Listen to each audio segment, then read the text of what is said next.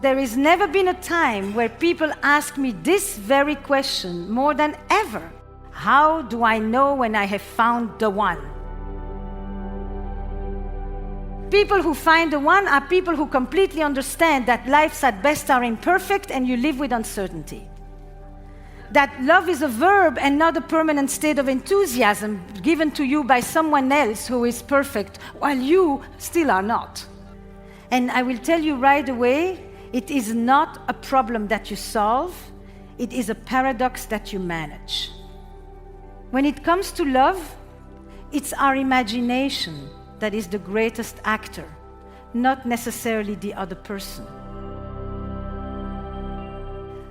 Can we want what we already have? What is the difference between love and desire? And why does the forbidden fuel desire? Because you see, very interesting thing when we begin to understand the anatomy of desire is this. Most of the time, we have a model of desire that breeds freedom and possibility and choice. But at the same time, when I do what I'm allowed to do, it's fantastic. But when I do what I'm not supposed to do, for many of us, that's when I really feel that I'm doing what I really want. There is something fundamental about breaking rules and transgression that makes us feel that we touch freedom with a capital F.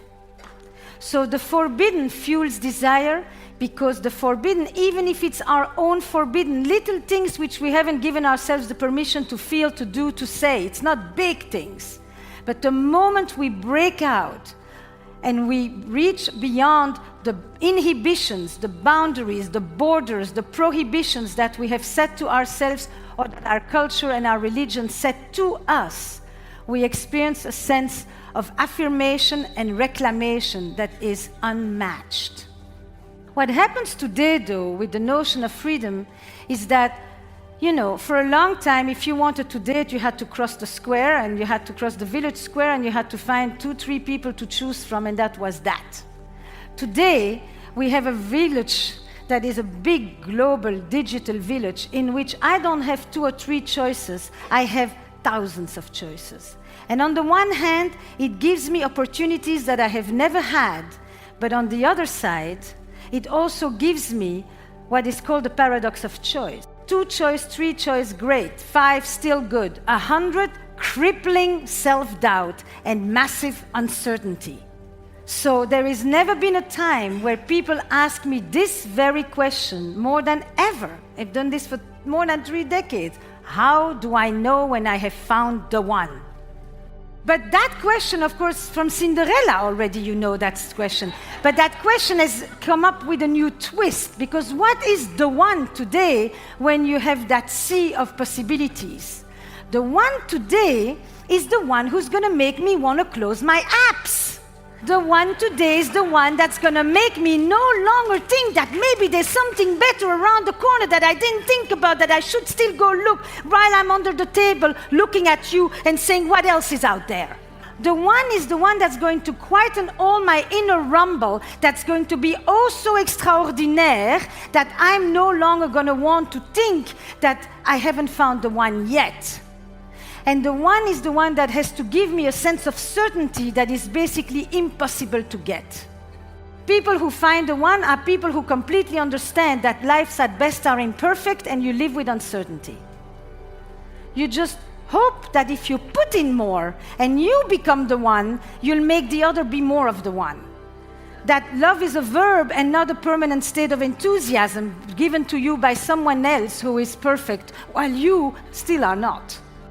With that choice, with that need for certainty, it matches something that I think has really become one of the trademarks of modern relationships, which is this.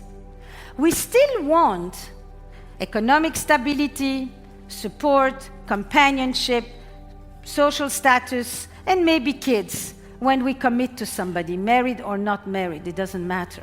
But we still want all of that, plus now I want you also to be my best friend, my trusted confidant, and my passionate lover to boot. Into our 80s. What this amounts to, people, is this. We are asking one person to give us what once an entire village used to provide. And that is a tall order for a party of two. So where's the tribe? Where is the tribe? Where is the community? Where is the multiple people that help us? So that maybe the relationship isn't the source of all our nourishment, but it is the bridge to all the nourishments that we can find in the multiple parts of our lives, which we then bring back to the relationship and then give it its energy. So there are three tensions I want to highlight. And you can think about which one is you, which one you were, which one you are today, and what you want to change about this. We've talked about security and adventure as one of the big tensions in desire. Because sustaining desire is really about reconciling these two seemingly opposite forces. That's really what it's at. And I will tell you right away, it is not a problem that you solve, it is a paradox that you manage. There is no answer. There are lots of things you can do, but it isn't because that's how you get away from this. It's just how you live with it better. The second tension is the tension between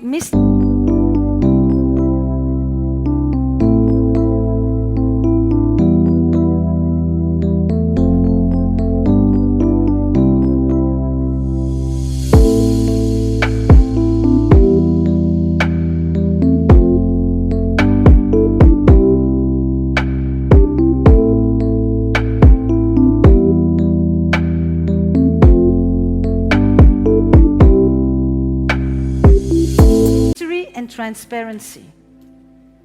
We are in an era of massive transparency on all fronts. And we are forgetting that there is a powerful aphrodisiac in not knowing everything. Not knowing everything, neither inside relationships nor on social media. Leave something to be discovered. If nothing is hidden, nothing can be discovered. Religion understood that fundamentally. If we are going to live secular spiritualities, we need to bring back mystery. We need to bring back mystery as in foreplay, for that matter, too. It's the same idea. Rather than immediate gratification on all fronts. It's the difference between sexuality and eroticism. Sex, rather blatant, an act, the nature, the biology, the animal. Eroticism, sexuality transformed by the human imagination. It's everything that gives it meaning. And imagination is not direct, necessarily. It plays with the hidden things behind the corners. And the third tension, after mystery and transparency, is trust and betrayal.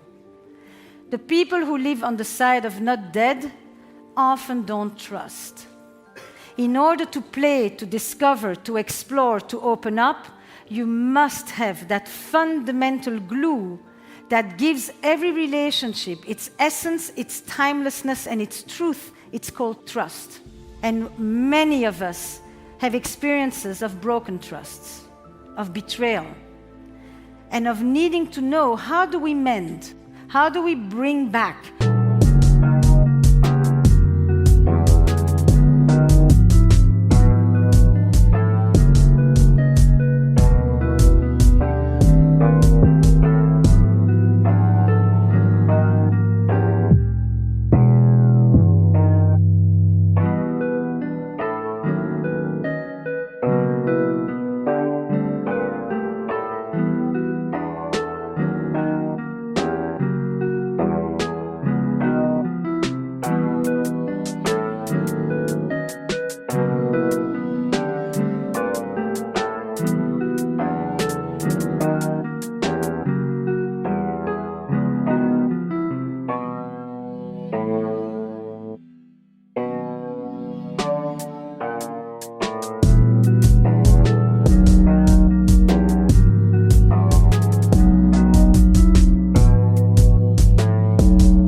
How do we repair, as in pairing back? When trust is broken, it actually is about reintegrating a new truth. and a new trajectory for desire, so that I can once again feel safe enough to want, which means that I can once again feel secure enough to feel free, and feel free enough to build more security. It's a loop back and forth. When it comes to love, it's our imagination that is the greatest actor, not necessarily the other person.